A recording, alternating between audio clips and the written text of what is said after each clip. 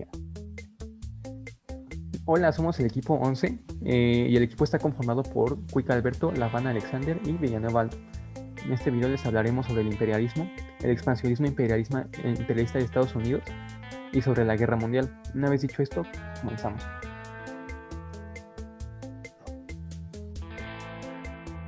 El imperialismo, también conocido como fase superior del capitalismo, fue detonante de muchas cosas, provocando movimientos sociales, políticos y culturales muy grandes en donde los países más desarrollados invaden países menos desarrollados, como el expansionismo imperialista de Estados Unidos, donde, como dice el nombre, Estados Unidos comenzó con una fase de expansión y conquista para tener una mejor economía.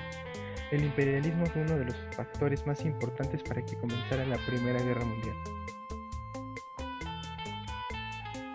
El imperialismo surgió después de la Revolución Industrial y es el control de un estado llamado metrópolis sobre territorios ajenos a su ámbito geográfico, cultural e histórico, llamados colonias, mediante el empleo de la fuerza militar, económica o política.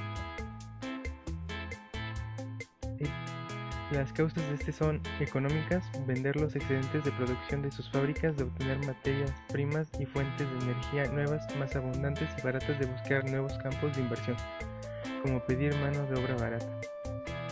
Demográficas: la superpoblación, que vuelve inevitable la generalización del desempleo, y de las clases medias sufren el agobio de la situación económica. La solución que muchos europeos encuentran es la emigración, siendo esta la única salida para más de 40 millones de ellos. Política: necesidad de ocupar posiciones estratégicas para aumentar el prestigio internacional y el orgullo nacional. Ideológico: sería defender la superioridad del país, mostrando su derecho de imponerse a otros pueblos. La creencia de la superioridad racial de los blancos hacia las personas afroamericanas o de tez negra. Y científica, que es el interés natural de conocer y explorar. Sin embargo, las potencias mentían para poder conquistar colonias, porque el objetivo del imperialismo es extender su poderío comercial. Pero se terminaba justificando que era una misión civilizadora del hombre blanco, superioridad de una misión por parte de Dios. Es decir, terminaban diciendo que era una misión evangelizadora de la iglesia.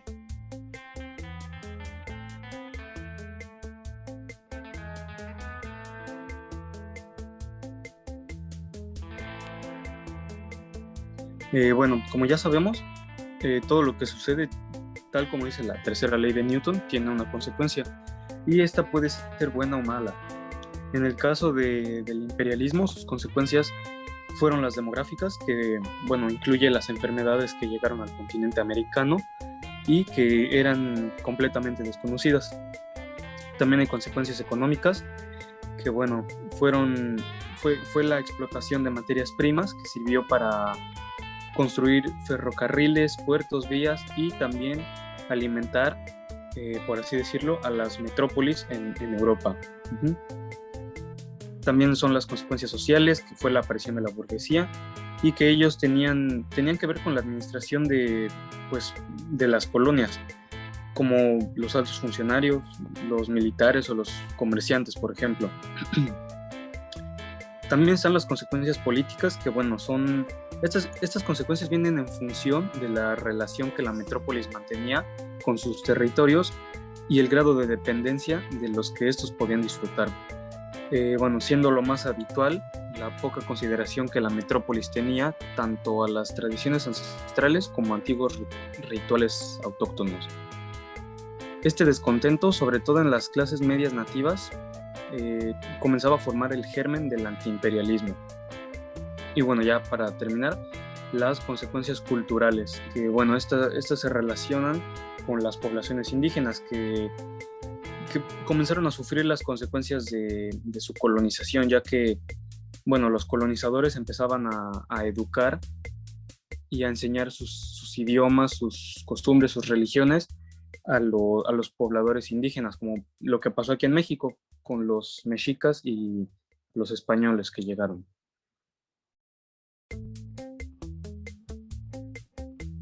El imperialismo no se ejerció solo de una forma, sino que hubieron varias formas, donde las más destacadas fueron la territorial, la política y la cultural. La forma territorial es la manera más común y más usada de la historia, donde por la fuerza toman el territorio que les interesa y se lo quedan, incluyendo a su gente. La forma política, que consiste en mantener el pueblo bajo la influencia de las instituciones políticas, sin olvidar que la colonia deberá ser adicta a la metrópoli, fomentando el flujo económico. Y pues la forma cultural es consecuencia de la dependencia científica y tecnológica. Se realiza una implantación ideológica a través de los medios de comunicación tradicionales y de nuevas técnicas publicitarias. A continuación, pues les vamos a hablar sobre los países imperialistas más importantes de ese momento. El primero era Inglaterra, era el más poderoso y comenzó su formación en el siglo XVIII con sus dominios, mismos que se extendían por los 5 continentes. Su colonia más importante era la India, la cual fue pues, la primera suministradora de materia prima de Inglaterra. También está Francia, que se construyó en el siglo XIX después de su segundo imperio francés, y sus dominios se extendían por América, Asia, África y Oceanía, o sea, teniendo el control de los 5 continentes. Alemania también, los alemanes después de hacer su unificación mediante la toma de Versalles, se convirtieron en una potencia mundial, comenzando a crear colonias en África y en Oceanía. España se sumaba a la lista después de una guerra con Estados Unidos que perdió la Filipina, Estados Unidos perdió las Filipinas, pero esto no la detuvo a conseguir colonias en África. Italia también, que después de aumentar su nacionalismo y unificarse consiguen las colonias en África. Japón también, pero primero pasó por una etapa de modernización y occidentalización. Después de eso entró en una etapa de potencia mundial en la que participó en la Primera y Segunda Guerra Mundial, donde en la Primera Guerra Japón estuvo en una expansión constante tomando territorios de Asia y Oceanía. Y por último estaba Estados Unidos, que inició su expansión de colonias al comprar Alaska, al comprarse la Rusia, y una guerra con España donde gana la Cuba y las Filipinas. Y de hecho, hablando de Estados Unidos,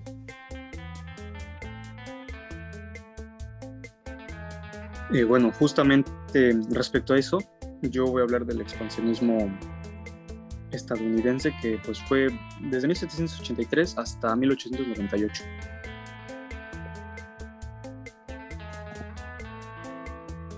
Bueno, empezando por su definición, el expansionismo es la intención o el objetivo de algún país para ampliar su extensión geográfica.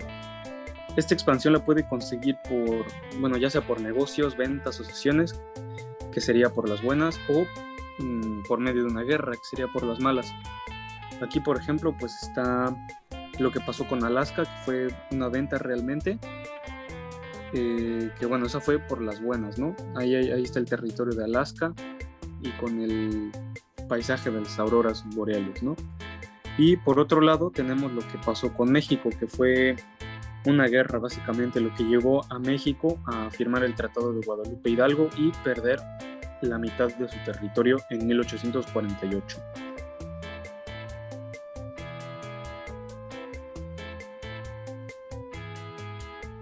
ahora este es un mapa del territorio inicial de Estados Unidos, que luego de su independencia, el 4 de julio de 1776, inicialmente solo tenía los territorios de Massachusetts, New Hampshire, Rhode Island, Connecticut, Nueva York, Pensilvania, Nueva Jersey, Maryland, Delaware, Virginia, Carolina del Norte, Carolina del Sur y Georgia. Y como se está viendo, era un territorio muy pequeño que poco a poco se extendió hasta lo que es el Estados Unidos actual. Como dato curioso, tan solo tenía aproximadamente 1.056.700 kilómetros cuadrados de superficie.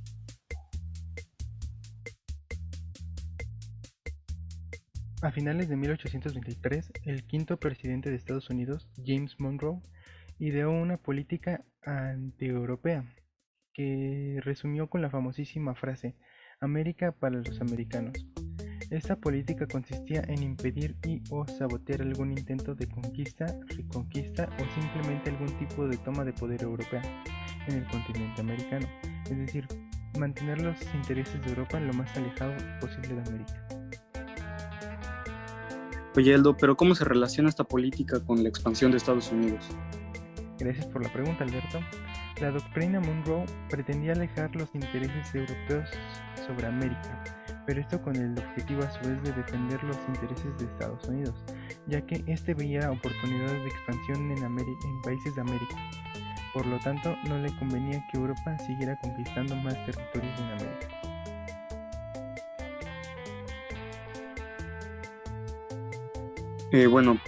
La expansión así ya hasta convertirse en lo que hoy conocemos, su expansión empezó en 1783 cuando Reino Unido le cedió territorio a las 13 colonias y a su vez reconoce su independencia con el Tratado de París.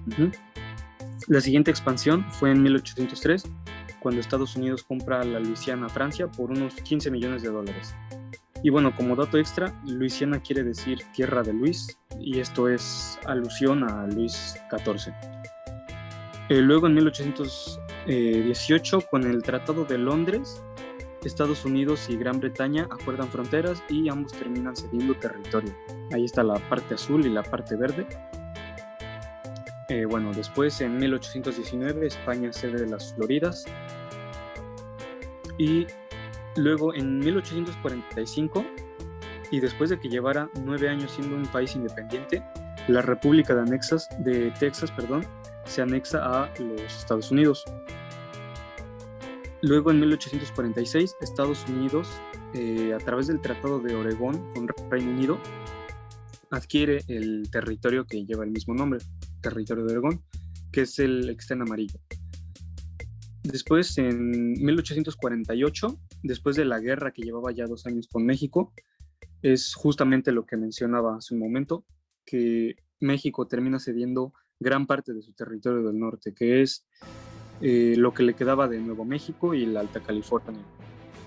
Luego, en 1853, James Gadsden negocia con Antonio López de Santana y consigue que Estados Unidos pueda comprar el Valle de la Mesilla, que es ese terreno que sale en rojo, que mide aproximadamente 76,000 kilómetros cuadrados. Y bueno, lo consigue por 10 millones de dólares. Y luego en 1867, lo que mencionaban hace un momento, Rusia vende Alaska a Estados Unidos por 7.2 millones de dólares.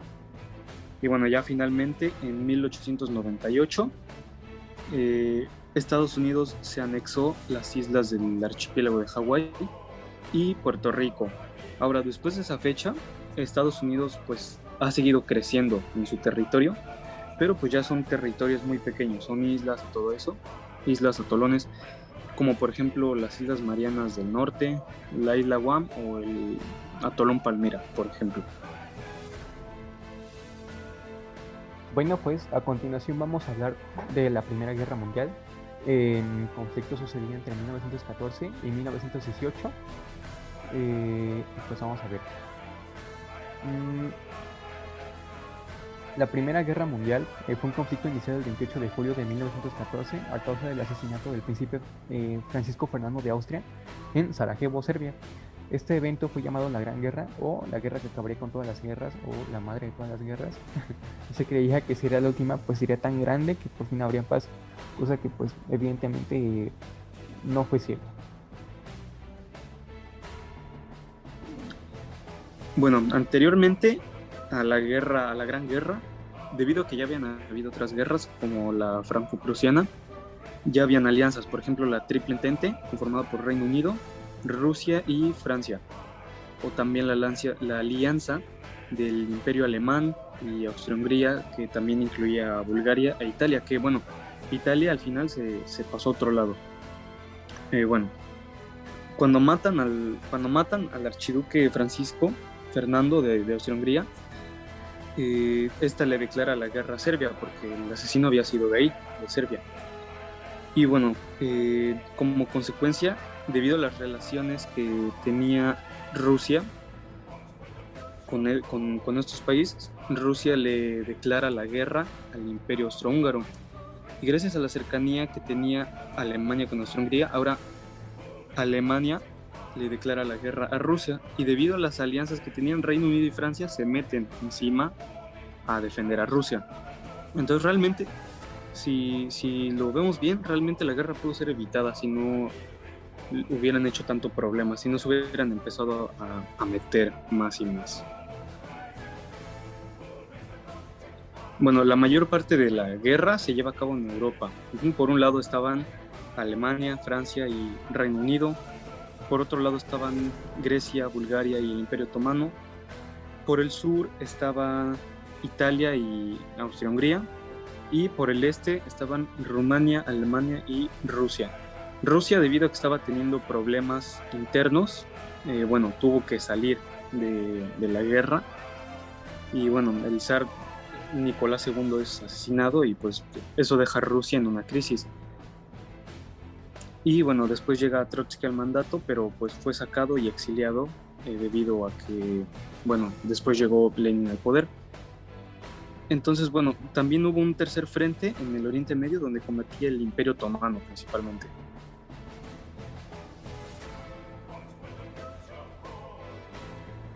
Fue en esta guerra donde se desató la guerra de las trincheras, principalmente en Francia, pero fue un desperdicio de tiempo. Pues las principales líneas de trincheras se encontraban en los bosques de Francia y Bélgica y se llevó a cabo la batalla de Verdún, la más importante de esta guerra de trincheras. También la batalla de Somme, que duró mucho tiempo, pero realmente no hubo ningún cambio por ese tiempo. Aquí podemos ver las líneas que estaban marcadas en ese momento.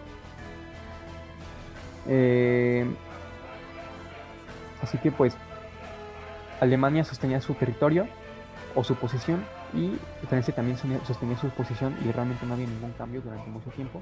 Pues después que empezaron a ceder territorio los alemanes. También por primera vez veíamos las batallas en el aire con los primeros aviones adaptados a la guerra. Veíamos bombarderos y cazas junto a las batallas marítimas con grandes buques de guerra y el tanque, que era un arma letal pero muy lenta que combatía en terreno firme. Y también se incluyó la guerra de químicos como los gases. Para muchos la guerra iba a ser pasajera, iba a haber pues una rápida victoria que decidiría el rumbo de Europa, pero no fue así. La guerra se extendió por meses, incluso años, y la gente perdió la esperanza al ver que la guerra se estancó y la única salida fue la inclusión de Estados Unidos a la guerra gracias al hundimiento de Lusitania. Tuvo su final el 11 de noviembre de 1918 cuando Alemania aceptó las condiciones impuestas en el armisticio, aunque su final oficial siguió con el Tratado de Versalles firmado el 28 de junio de 1919 por todas las potencias involucradas. La guerra trajo un estimado de 14 a 16 millones de muertos, incluidos civiles y soldados, y aproximadamente 1% de la población mundial, junto con heridos, consecuencias de la gente, daño psicológico y traumas. También las injusticias y el inconformismo se sumaban al daño colectivo, específicamente en Alemania, y una gran tensión en Europa que daría hincapié al capítulo más sangriento de la humanidad, que sería la Segunda Guerra Mundial. Para concluir, el imperialismo es una forma de crecer económicamente, pero conlleva muchos actos inhumanos, incluso tontos. Durante las guerras los soldados pelean por algo que no les interesa mucho que digamos. Tenemos el ejemplo de la tregua de Navidad de la Primera Guerra Mundial. Los soldados estuvieron conviviendo entre ellos a pesar de ser de distintos bandos, recuperando, por así decirlo, su humanidad. El resultado del imperialismo, la expansión imperialista de Estados Unidos y de la Primera Guerra Mundial serían de las principales causas que provocarían la Segunda Guerra Mundial.